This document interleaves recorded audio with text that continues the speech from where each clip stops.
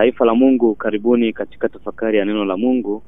Leo Ijumaa tarehe 4 Aprili katika juma la 4 la Kwaresma. Tuanze kwa kusikiliza somo la Injili takatifu ilivyoandikwa na Yohane sura ya 7 aya ya kwanza hadi ya pili na aya ya 10 na aya ya 25 mpaka 30.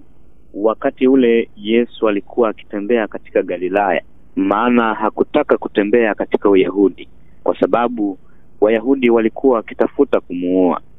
Na sikukuu ya Wayahudi, sikukuu ya vibanda, ilikuwa karibu. Hata ndugu zake walipokwisha kukwea kuiendea sikukuu, ndipo yeye naye alipokwea, si kwa wazi bali kana kwamba kwa siri. Basi baadhi ya watu wa Yerusalemu wakasema, je, huyu siye wanayemtafuta ili wamuue?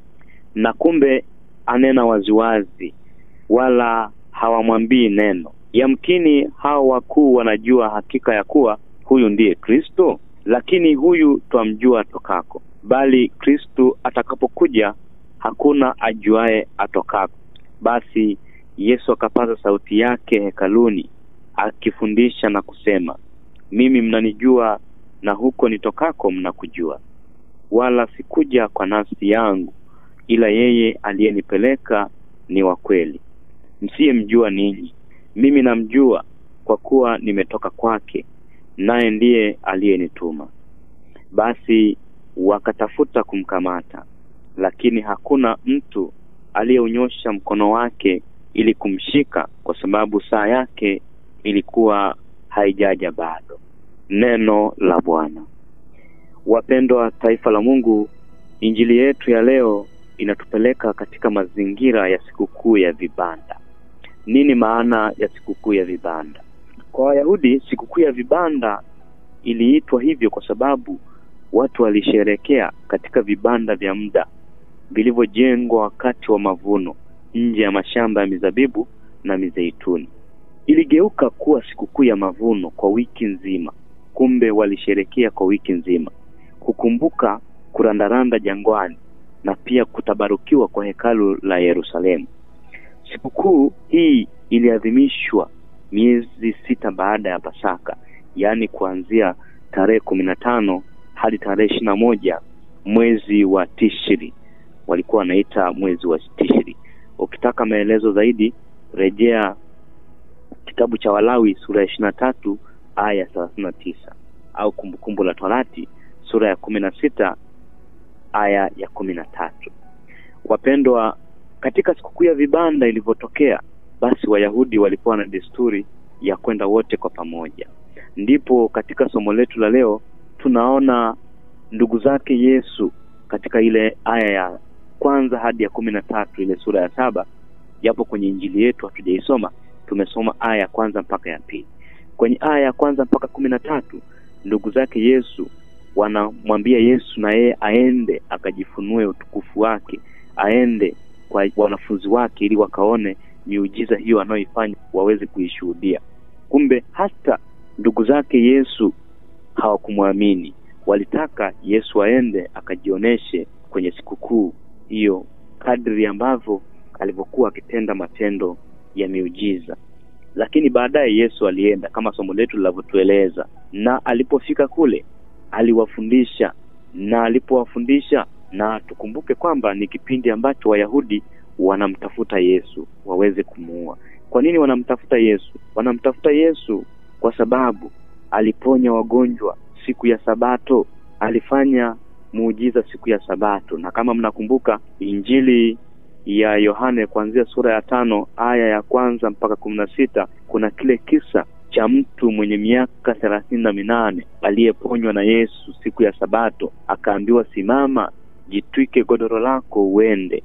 Basi walivyomuuliza wale waandishi Wayahudi, walivyomuuliza kwa nini umejitwisha godoro siku ya Sabato, akawajibu, aliyeniponya ndiye aliyeniambia nijitwike godoro langu niondoke. Basi kwa visa kama hivyo Wayahudi walitafuta nafasi ya kumuua Yesu. Basi Injili ya leo, Yesu bila kuogopa naye anashiriki kwenye sikukuu ya vibanda, na anapata wasaa wa kusema neno, anahubiri maneno yale ambayo anamshuhudia Mwenyezi Mungu bila kuogopa. Na ndio maana tukisoma aya ya 23 hadi 25 tunaona Yesu anawaambia, mnataka kuniua kwa sababu nilimponya mtu mzima siku ya Sabato. Basi anawaambia, msihukumu kwa kuangalia nje tu, bali hukumuni kwa haki. Wapendwa taifa la Mungu, injili yetu inatupa mafundisho gani? Baada ya kuona mazingira ya hiyo injili, Yesu naye yumo pamoja na Wayahudi na umati wa watu katika sikukuu ya vibanda. Tunapata mafundisho yafuatayo. Fundisho la kwanza, tusiogope, tufanye mambo yote kwa sifa na utukufu wa Mungu bila kumwogopa mtu, tukitegemea kwamba Mungu ndiye wa kuheshimiwa zaidi kuliko mwanadamu. Kwa maana hata maandiko yanatuambia tusiogope yule ambaye anaweza kuua mwili tu, bali tuogope yule ambaye anaweza kuangamiza vyote, mwili na roho. Hivyo tunapata fundisho, tusiogope. Fundisho la pili, duniani hapa tutapata majaribu mengi, ila tuyashinde kwa kusali, tuyashinde kwa kumtegemea Mungu. Katika injili hii tunaona kabisa katika maisha ya mwanadamu unaweza kukutana na majaribu mbalimbali, hasa katika kuishi imani yetu. Hivyo tunapata mafundisho kama Yesu mwenyewe aliweza kuyashinda majaribu yote. Yesu mwenyewe hakuogopa, alienda licha kwamba Wayahudi walitafuta nafasi ya kumshika waweze kumuua, lakini hakuogopa. Alienda na akafundisha imani, na akafundisha kile kilichomleta duniani, kuja kuufunua utukufu wa Mungu Baba.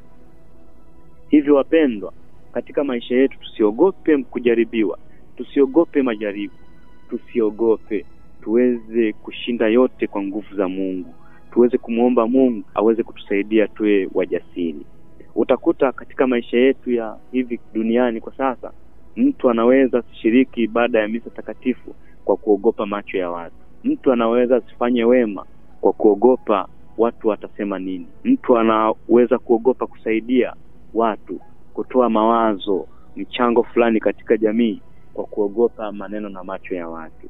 Hivyo injili ya leo inatufundisha kwamba tuweze kufanya yote tukimwamini Mungu kwa sifa na utukufu wa Mungu. Basi tukumbuke kwamba tuko kwenye kipindi cha Kwaresma. Tuendelee kujikarabati kwa kusali, kufunga na kutenda matendo mema, ili kusudi siku ya ufufuko wa Bwana wetu Yesu Kristo tuweze pia nasi kufufuka naye kwa kuwa na mioyo safi, kwa kuishi na kutenda matendo mema. Tumsifu Yesu Kristo. Tafakari hii imeletwa kwenu na Padri Manyusi Sumbe.